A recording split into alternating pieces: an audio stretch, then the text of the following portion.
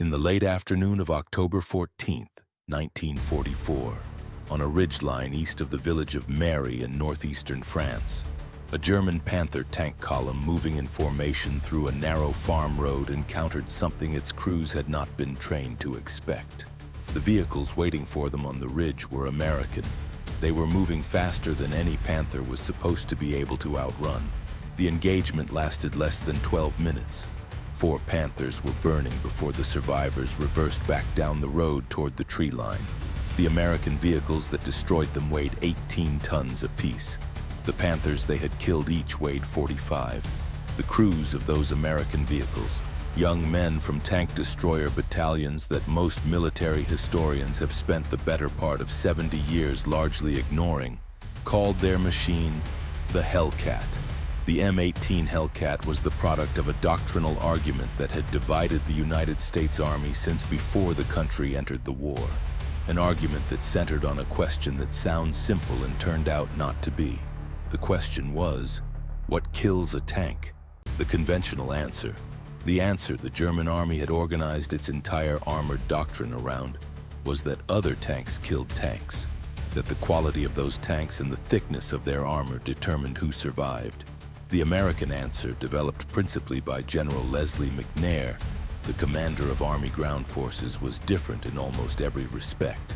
McNair believed the tank's primary role was exploitation and breakthrough, that committing tanks to fight other tanks wasted their offensive potential in a way that American industry could not afford even if it wanted to.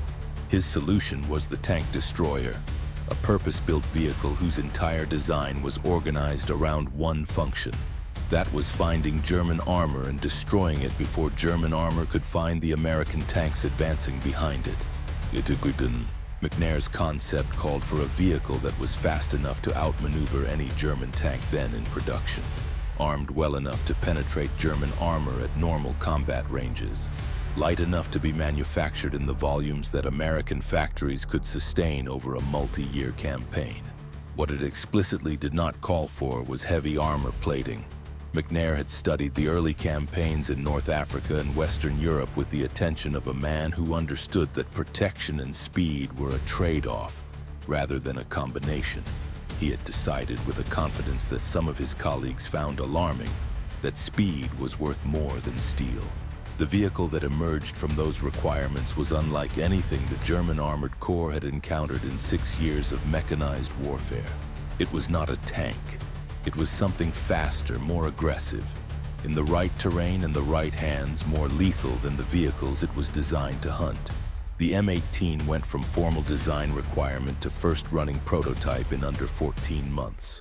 The engineering work was done by Buick Motor Division of General Motors under Chief Engineer Charles Chayne, the same organization that had been producing aircraft engines and military transport components for the war effort since 1940. Chayne's engineers built the Hellcat around a Wright radial aircraft engine producing 450 horsepower in a hull that weighed just under 18 tons, a combination that gave it a power-to-weight ratio no German armored vehicle in series production could come close to matching. On a paved road, a Hellcat could reach 50 miles per hour. The Panther, which the German Army considered fast for a heavy medium tank, reached 28 under good conditions. In open country, a Hellcat crew that knew its machine could choose when to engage and when to withdraw in a way that no Panther commander had the mechanical capacity to prevent. The gun the Hellcat carried was a 76mm high-velocity cannon developed from the same weapon being installed in the later production variants of the Sherman tank. Its performance at combat ranges reflected that lineage. Against a Panther at 500 yards, firing standard armor-piercing ammunition, the M18's gun could penetrate the side armor reliably and the frontal plate under favorable angle conditions. It was not a gun that would kill a tiger from the front at long range. Experienced Hellcat crews understood this clearly and without illusion, but the Hellcat was never designed to sit at distance and trade fire with heavier vehicles on their own terms. It was designed to move fast, to appear where it was not expected, to fire from the flank or the rear, to be somewhere else before a German crew could identify the firing position and respond. Between July 1943 and the final weeks of the war, Buick produced 7,736 M18s, a production figure that reflected both the urgency of the requirement and the manufacturing capacity that the industrial mobilization of 1940 and 1941 had made possible. The men who took the Hellcat into combat were trained according to a doctrine that emphasized offensive aggression to a degree that struck many conventional armor officers as tactically reckless. Though the combat record would largely vindicate it, tank destroyer battalions were attached to infantry and armored divisions but operated under their own chain of command. The best battalion commanders used that independence to position their vehicles forward of where German planners expected American anti-tank assets to be deployed. In the autumn of 1944, as American forces pushed through northeastern France and into the approaches to the German frontier, the 704th Tank Destroyer Battalion compiled an engagement record that shows what McNair's doctrine looked like when the terrain and the crews and the moment all aligned together. In fighting near Mairy, near Singling. Later, during the desperate counterattack at Chaumont in December, the 704th's crews used the Hellcat's speed to reach positions behind German columns, engaging from angles where Panther frontal armor was simply irrelevant, withdrawing before German infantry could dismount and close the distance. The engagement at Chaumont on December 23, 1944, during the worst week of the Ardennes counteroffensive, has been reconstructed from after-action reports and crew interviews conducted in the weeks following the fighting. A platoon of 4 Hellcats under Lieutenant Charles Boggs encountered a column of Panther tanks moving through the town in the early afternoon, in conditions of cold and low visibility that the German command had calculated would suppress American armored activity. Boggs moved his vehicles through a side street, came out behind the German column on the far side of a stone wall. In a running engagement through the village, destroyed 6 Panthers in under 20 minutes before pulling back without a single vehicle lost.